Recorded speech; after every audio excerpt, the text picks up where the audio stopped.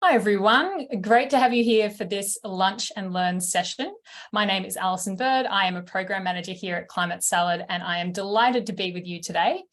I would like to begin by acknowledging the traditional custodians of the land on which we meet, which of course will be different for all of us. For me, that's the Minjungle people of the Bundjalung Nation, and I pay my respects to elders past and present and extend that respect to other Aboriginal and Torres Strait Islander people joining us today. If you haven't already, please share in the chat your name, business, and where you're tuning in from. Today's session, How to Build a Minimum Lovable Brand, is with Daniel Sammut from For Good Design Lab. His team's done wonderful design work for a number of members of the Climate Salad community, and I'll let him speak about that. And when Daniel and I were talking about this session recently, I had some real aha moments and some cringe ones as well, which of course is all part of the ongoing development of your brand. And we're hoping that you'll get some of those insights today too. It's going to be both an informative and practical session, and Daniel has very kindly put together a one-pager and is also happy to share the deck as well. So we'll post that after the session. I'm going to give a quick language warning as well, just in case you have little kids around. There'll be plenty of opportunities to ask questions, but do pop them in the chat as you go and we'll make sure that these get answered. And Daniel, I'll pass it over to you. Cool, thanks Alison. Thanks everyone for joining. I'll share my screen and we can get into it. So today I'm going to talk to you about how to build your minimum lovable brand for your early stage climate startup. I'll start with a little bit of background to myself. So what I do, I help ambitious founders launch and scale the new ideas that will unfuck the world. I've been working as a brand and product designer directly with founders and startups for the past 13 years. And during that time, I've been lucky enough to win various awards, including AGDA Awards, Good Design, Australia Awards, and Awards. I recently participated in StartMake's first Climate Tech Fellowship, and I'm currently a Blackbird Giants mentor, helping early stage founders take their first steps. And at the moment, I'm currently the founder and creative director of For Good Design Lab. And what we do at For Good is we design brands, apps, and websites for impact startups. Here are some of the startups that I've been lucky enough to work with over my career. And as Alison mentioned, some of which are part of the Climate Salad community. Okay, so enough about me. Let's talk about how to build your minimum lovable brand. I'll keep things pretty informal today, but there's a few key things that hopefully you'll learn and get out of today. I'll start with a bit of context or maybe some theory around brand, but I won't go too deep into that. I think the most of the session I'll focus on giving you practical step-by-step guide to either start building your brand or completely doing it yourself. So we'll start with why having a minimum lovable brand is important and how it can help your startup. Secondly, what is it in the first place? And then thirdly, going through that guide, giving you a framework and some exercises to build your brand. The main things I want to impart today is that this whole idea of brand doesn't need to be complicated. I think, you know, founders that I've worked with in the past maybe have steered away from it because it's maybe something that seems complicated or super time consuming or expensive, which obviously it can be, but I think what I want to impart today is that it doesn't need to be. We can keep it simple and you can do a lot and you can have a big impact. And I think secondly, any founder can start to build a lovable brand, even if you're not a designer. A big part of it is telling your story. So you can do that and you can do some of the ideas behind the visual work without necessarily being a designer or being able to execute yourself. So let's start with why it's a good idea to invest in brand in the early stages. So obviously, as you'll all know, the early stages are full of uncertain twists and turns on your path or your journey to success. The reason you invest in brand in the early stages will help you fast track your journey to success by helping you across three main areas. Firstly, it will help you connect with your audience. When we talk about audience, we're talking about your customers, your potential customers. It's also talking about investors, and as you start to grow in future, employees. It'll help you stand out from the crowd. So it'll help you create differentiation and help people choose you in a crowded marketplace. And then thirdly, it'll help you look like a trustworthy business. So it'll help you build trust when things are new, when you haven't earned the right and you don't have that reputation. Looking like a trustworthy business is important in building that trust from the start. So what is a minimum lovable brand? I'm sure everyone is familiar with the term minimum viable product, which is pretty widely used in startup land. So it's about taking that same concept and applying that to brand. So if we break it down, when we talk about minimum, we're talking about the smallest thing possible that helps you get the job done well. Doing it in this way is in the early stages going to help you save time and resources, which are obviously limited when you're just getting started. And not over-investing from the start means that your brand can adapt and grow with you. So you're not making all the decisions at the start where things are maybe still a little fuzzy. When we talk about brand, the reason we make it lovable and not viable is because when we talk about brand, we're focusing more on connecting with people on an emotional level rather than the functional level. So obviously the product is more functional. When we're talking about brand, we're appealing to people's emotions and the more kind of softer side of things.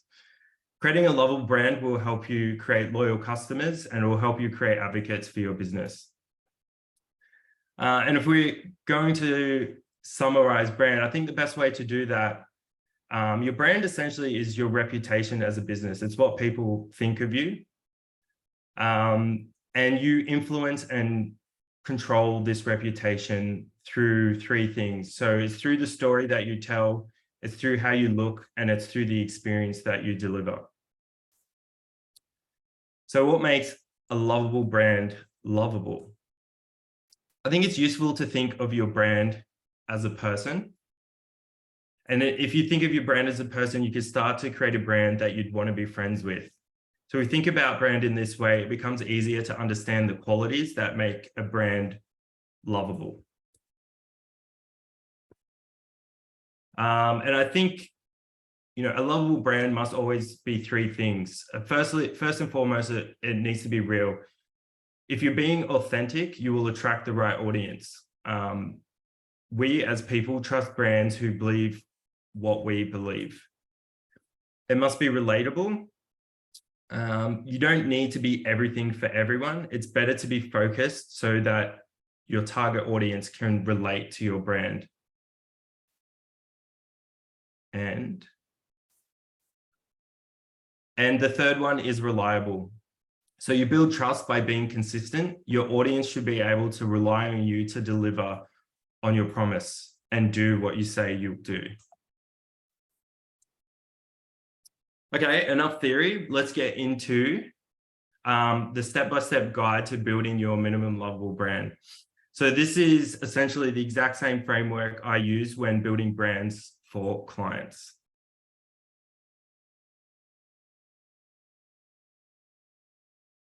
So to keep things simple, we're going to break it down and focus on the essentials. So we're talking about minimum because we're talking about brand for early stage startups. So we're just going to focus on the essentials and look at them one at a time. And by approaching it this way, you can easily work on the smaller pieces that make up your brand. There are three of these pieces to consider when building your minimum lovable brand. The first is your story. Sometimes this is referred to as brand strategy or brand narrative, but I think it's easy to think of it as your story. What's the story that you're trying to tell? And what you're trying to do with your story is clearly communicate your authentic story with the world. This lets your audience know why you exist, why it matters, and why they should give a shit. Once you have your story, you take that story and then you express that through your brand identity design. So what you're trying to do with your expression is express who you are in a way that your audience can relate to. You use your brand identity to stand out from the crowd and look like a trustworthy business from the start. And then the third thing is your experience. So you deliver your experience in different ways, depending on your type of business, but that could be through your product, through your marketing, through your website, any interaction you have. So use your story and expression to build a consistent experience, no matter where your audience engages with your business, so they can rely on you to deliver. Today, we obviously only have a short amount of time, so we're going to focus on story and expression as they kind of lay the foundation for any lovable brand. For each of them, we're going to go through some simple exercises that you can either use as a starting point or to create your brand yourself. So let's start with story. So what are we trying to do with story? We're trying to clearly communicate our authentic story with the world. And story is important because it helps your audience know exactly what you do, why you do it, and why they should care. And you use your story as the foundation for all your communications, marketing, and storytelling. So if we think about story, if we break it down, there's 6 essential elements that make up your brand story. There's obviously can be more, there can be less, but I think if you just focus on the 6, this will help you tell your story and tell your narrative. So what I'll go through today is the blueprint, which is the 6 things you need to think about. And then for each of those, there's a small exercise or a template that you can use to simply write each of these. And then I'll run you through an example. So when we talk about our story, what are we trying to communicate? I think in the simplest terms, we're trying to communicate what we do, why we do it, how we do it, who we do it for, what we're building, and how we come across. And if anyone's ever done any writing, I'm sure you're pretty familiar with the structure of creating a story. And we take that and we apply it to our story for our brand. Okay, so I'll now run you through the small kind of like template or exercise that you can use for each one. And then as Alison mentioned, I'll be providing this after the session, so you can take this and work through it yourself. So focusing one at a time, we're talking about what we do. This can also be referred to as like your description or perhaps your value proposition. But essentially, this sentence should clearly communicate in as little words as possible what it is that your business actually does. So a little exercise or template you can use for this is called the We Buy So exercise. And essentially you fill this in and write it as a sentence. So you describe what your business does in the simplest way possible. Buy, how your business does that. And so how your customers benefit. The next part of the story is your purpose, so why you do it. So this is kind of zooming out a little bit, and this is more of the sometimes philosophical reasons or the purpose at the heart of why your business exists. So this is beyond money. What is your business trying to achieve? So this can sometimes be hard to do, but I think, given that everyone's part of the Climate Salad community, there's probably a really good reason or a really good purpose behind what you're doing. So what we're trying to do here is to capture that. And a really easy way to think about this is if you finish the sentence, we're in business to. What are you in business to do and for what purpose?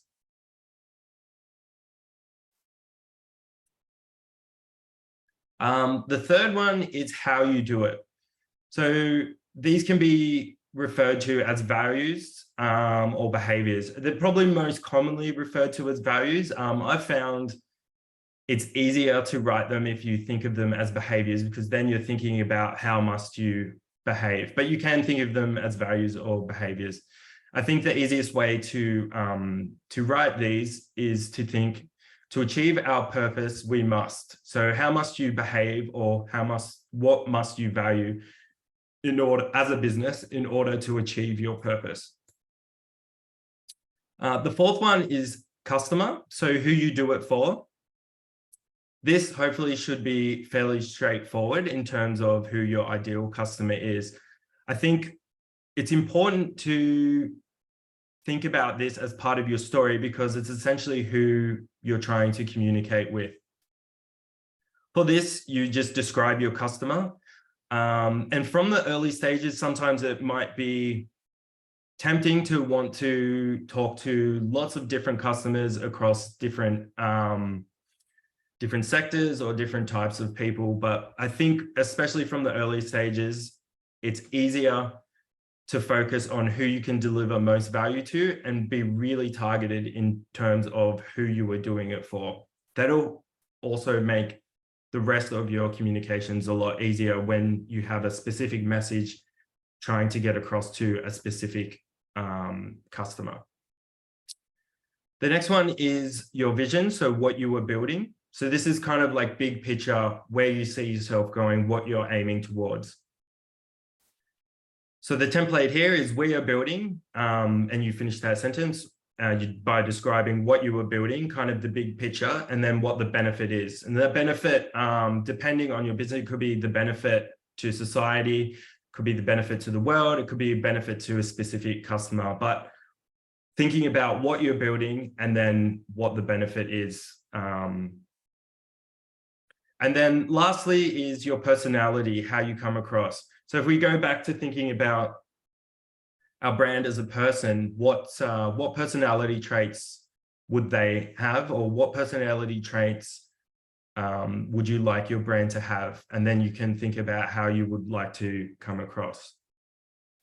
So to kind of recap, these are the 6 essential elements that make up your brand story. And if you break it down, writing your story then comes down to writing 6 clear, succinct sentences about your business.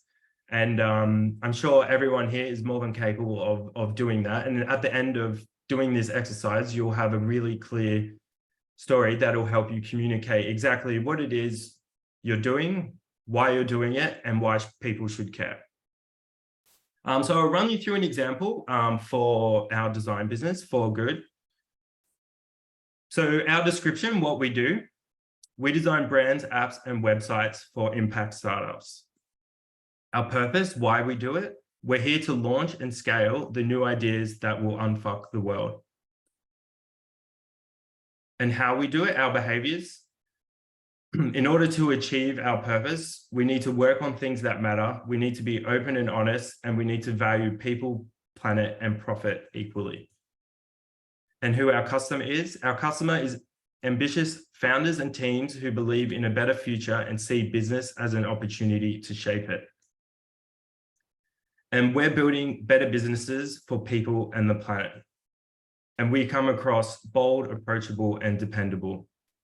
So hopefully from this example, you can see it doesn't need to be overcomplicated. Actually, the simpler you make it, the easier it is for people to understand. I've also taken some examples for purpose. Working with founders over the years, this one is maybe the trickiest one to do. It's obviously a lot easier to write a description of what your business does, but finding a way, it's not so much not having a purpose, it's articulating the purpose in a really clear way that people can understand and follow along. So I think these 3 are really great examples that do a really great job of articulating their purpose. So obviously Tesla. So Tesla is here to accelerate the world's transition to sustainable energy. For Airbnb, they're here to create a world in which people can belong anywhere. And for Wikipedia, they're here to set knowledge free. So you can see that this is really high level what they're trying to achieve, why they exist in the first place.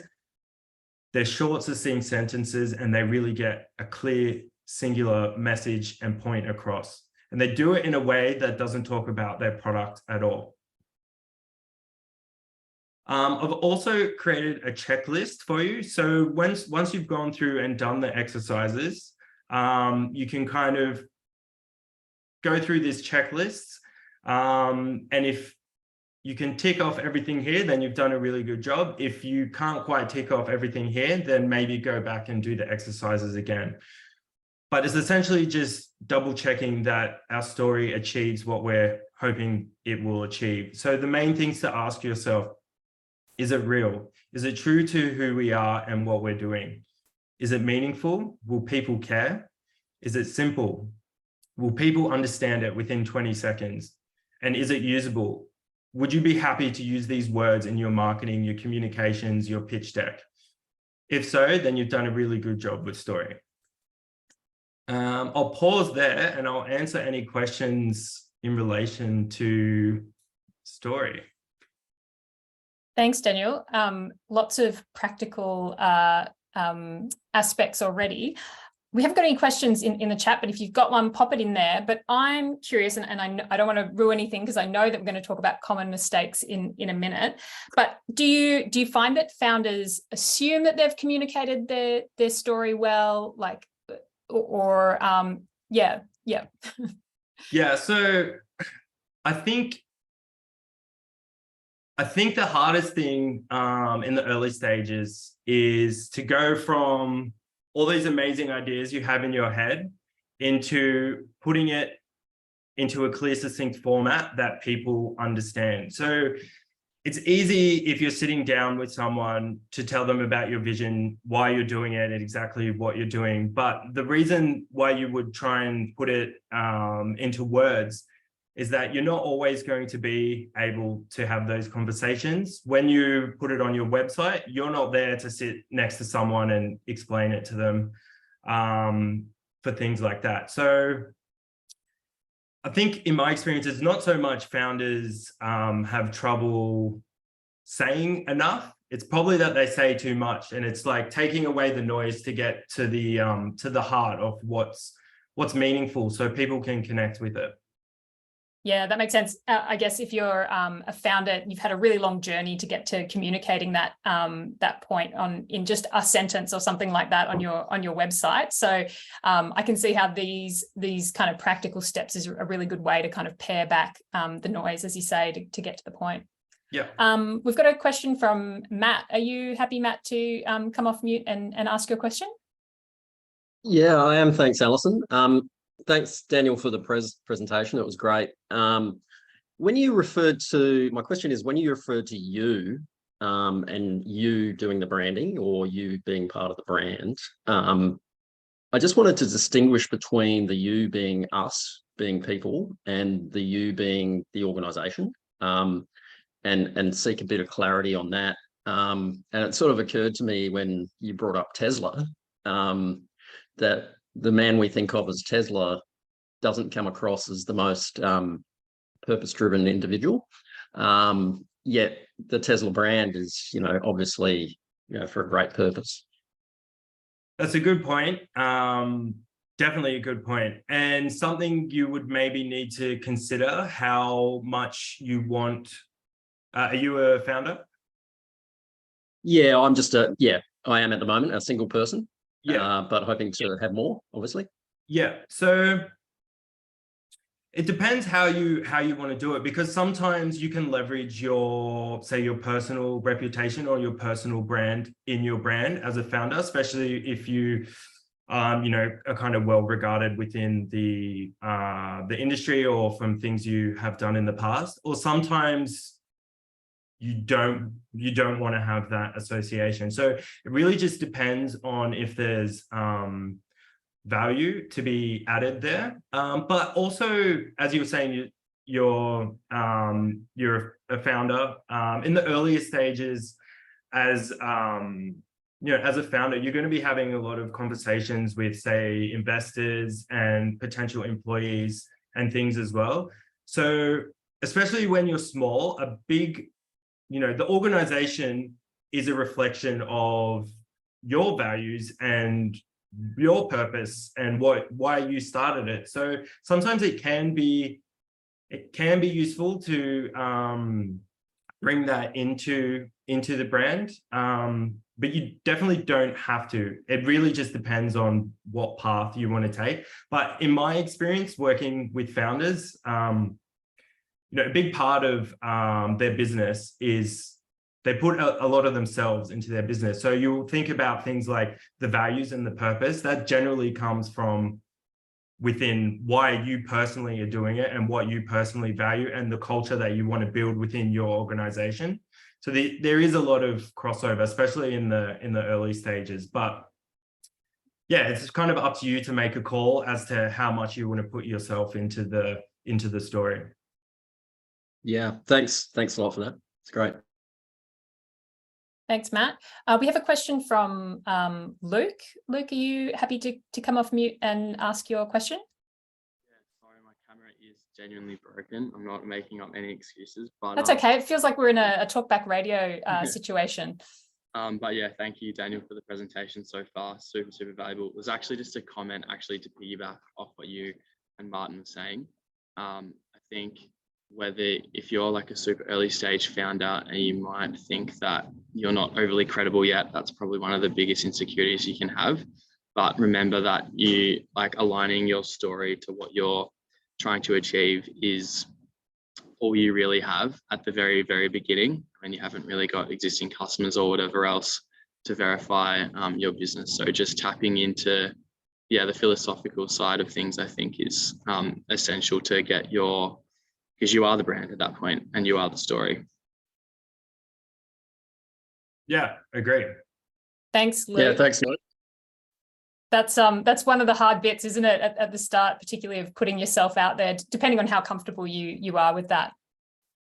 If you have any other questions, pop them in the chat. Otherwise, I know that we've got another section to continue with.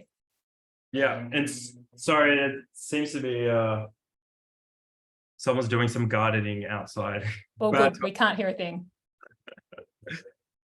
Okay, cool. So we'll move on to the next section, which is expression or your brand identity design. So what we're trying to do here is visually express who you are in a way that your audience can relate to.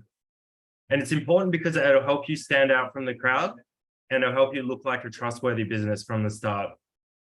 So use your identity as the design foundation for your look and feel, which can be applied to your product, your marketing, or your communications, your pitch deck, anything like that. And again, we'll focus on the 6 key elements that make up your brand identity. Same with story, there might be more elements or some can be more detailed. But rather than going down a rabbit hole, I think it's important just to focus on the 6 key elements that make up your brand. And they are your logo, which is your identifiable symbol for your brand, your color, which creates the feeling of your brand, your typography, which I like to think of them as the clothes that your words wear, your photography, which is the images you use to help paint pictures, your iconography or perhaps illustrations, which are symbols you use to illustrate ideas, and your voice. So that's the tone of your words. So if you get these things right, you'll go a long way into creating your brand identity. And for each of these, there's kind of 2 things to consider. The first is the idea behind it. So the idea or the feeling you want to get across or you're trying to communicate through the visual design. So ideally, this should relate back to your story. So what you're trying to do here is take your story and express that or create a mood or create a feeling with visuals.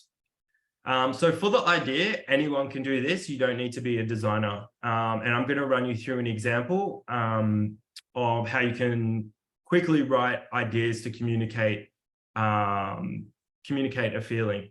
So once you've got the idea for each of these, then you move into the execution, which is essentially how the idea is executed. So if you're doing this yourself, there are lots of tools and resources and assets online that you can use to create create your design. Or if you decide to work with a designer who can help execute on your ideas, by having your story and a rough idea written out, then obviously that'll create a more solid brief, and it'll be easier for you to get what you want out of the designer, or also it'll help make the process faster, smoother, sometimes a little more cost effective.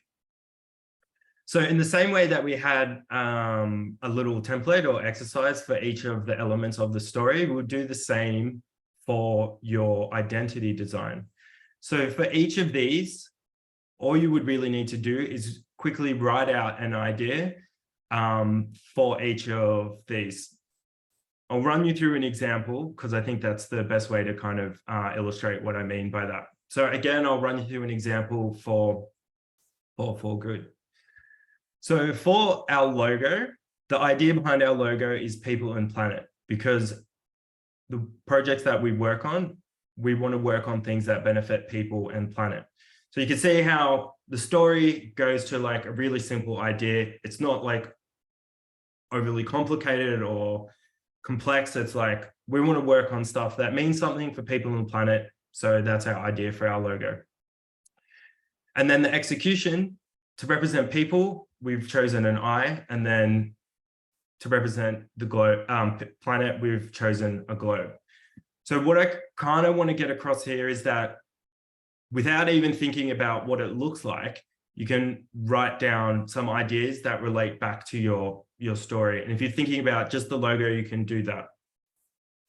Then moving on to color. So if we're thinking about the mood or the feeling we want to create, so we can do that through color. So the idea for our colors, we want it to be optimistic because we want to create a better future, but also wanted to have a sense of urgency or warning because we kind of need to do something about it now, right? So then the execution of that is yellow, because that relates to each of those feelings that we want to get across. Again, super simple, anyone can kind of do that. For our typography, we're obviously a design studio, so we wanted to appear designery. And I know that's not a word. And again, I kind of want to use that to reiterate, you don't need to be super refined with this. It's about what is the idea or the feeling you want to get across. And then in order to appear designery, we've chosen a Swiss style sans serif typeface. With our photography, the idea behind that, or what we wanted to communicate with the photography, is we wanted to show our work. We want to show that we work with startups and we have a digital focus. So the execution of that is we found real life tech mock-ups. With the iconography, the idea is we wanted to bring in a recycled kind of feel, because that obviously relates to our story as well. And the execution of that is a cutout image style. And then for our voice, the feeling that we wanted to get across, which was from our personality, is the bold aspect of our personality. So we use irreverent words, we're short, sharp, and to the point. And then this is how it kind of manifests itself in a mood board. So you can see how the story has gone to the idea to the execution. So for the logo, we've got an eye and a globe. This is our color palette. This is the typeface we've chosen.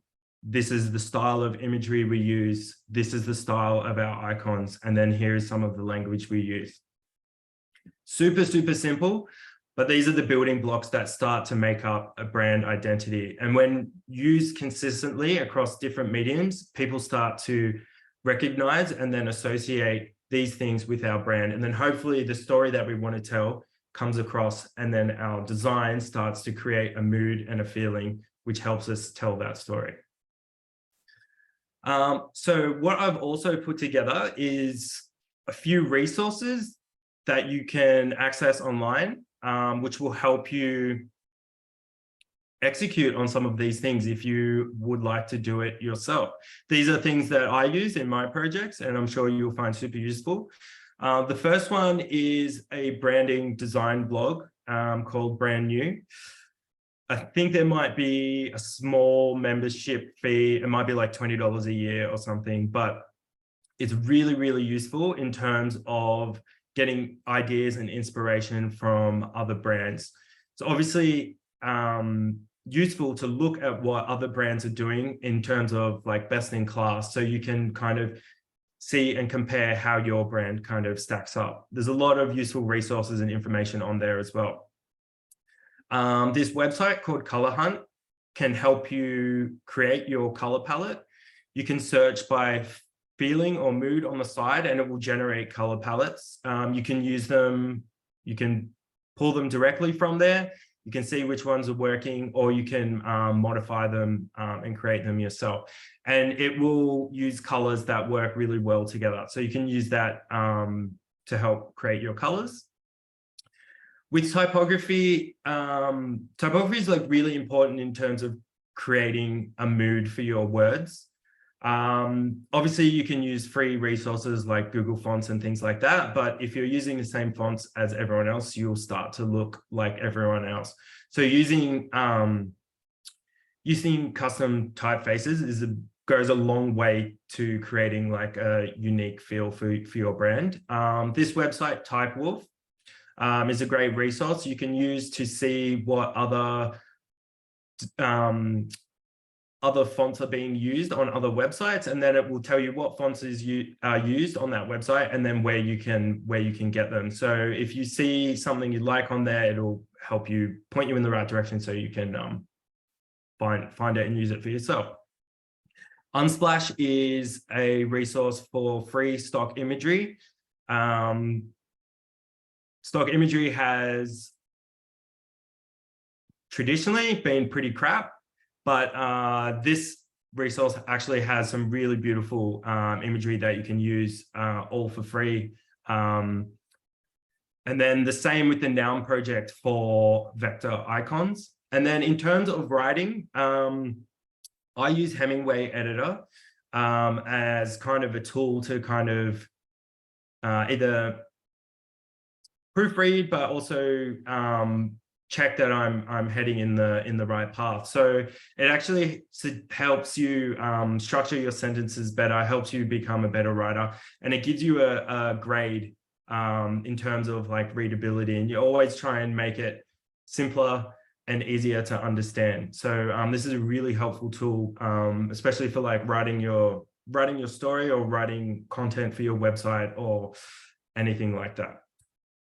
In the same way we had a checklist for the story, we have a checklist for your brand identity. So does it express your story? Do the visuals help tell your story and communicate the right feeling?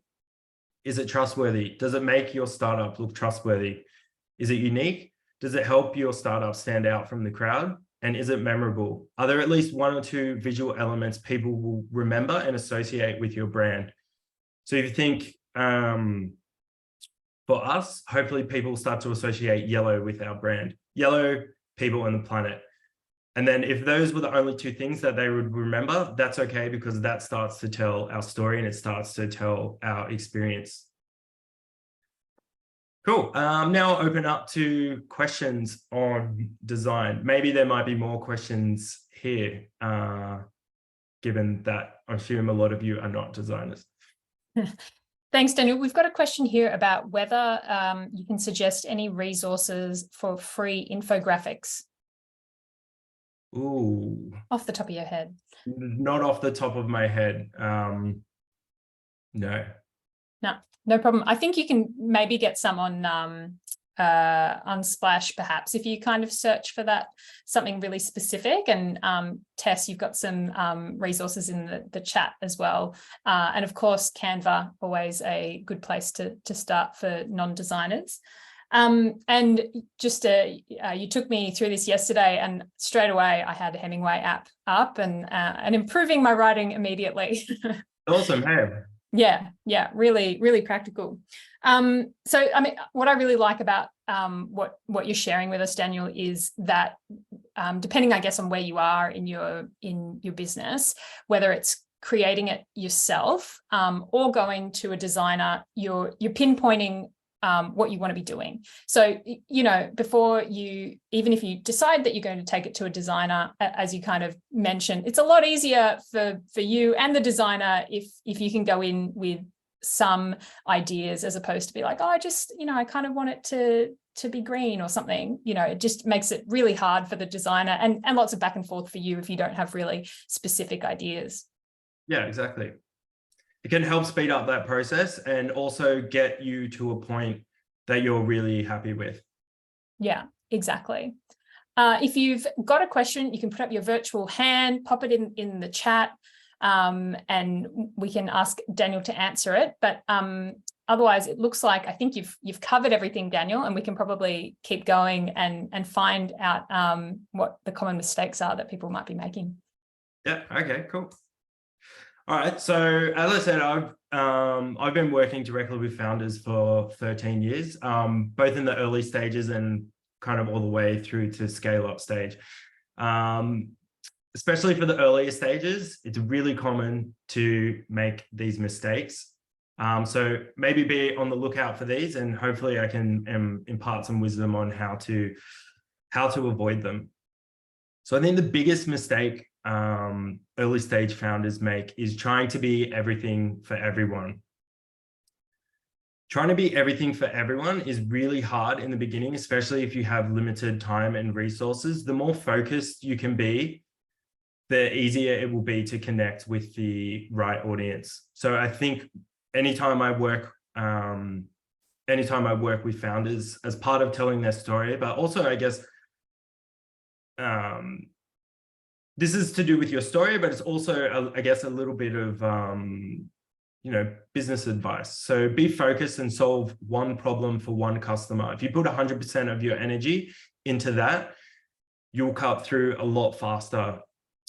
And this will obviously help you clearly communicate and connect with the right audience. I think it's important to remember it's a journey. You can always pivot and you can expand later, especially in the early stages when everything's like really new and exciting. You want to do everything all at once, but taking small steps will get you to your end goal a lot faster than spreading yourself way too thin and trying to be everything for everyone. The second is looking like a high school project. So I think it's really important to invest in the way you present your startup to the world.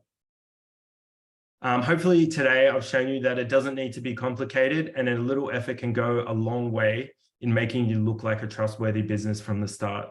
I know sometimes it can be daunting, or if it's not your area of expertise, and there's obviously a lot of competing priorities. Design and brand usually gets left till last, but it can create a lot of problems in terms of connecting with your audience. And then also a big thing that I found with this working with founders, sometimes they come to me and they're like, we're not spending any money on marketing. We're not going out and having the conversations that we need to have in order to move forward, is because we're kind of like ashamed of what we look like. So by investing in your brand from the start, hopefully should give you the confidence to kind of take on and start to change the world. And then thirdly, is not delivering a consistent experience. So every little interaction that you have with your audience shapes their perception of your startup. So keep things simple and keep them consistent. The more consistent you are, the quicker you'll start to build trust and start to build recognition. So another big problem I see with startups that I work with a lot of tech-based startups, so a lot of like SaaS and apps and things like that.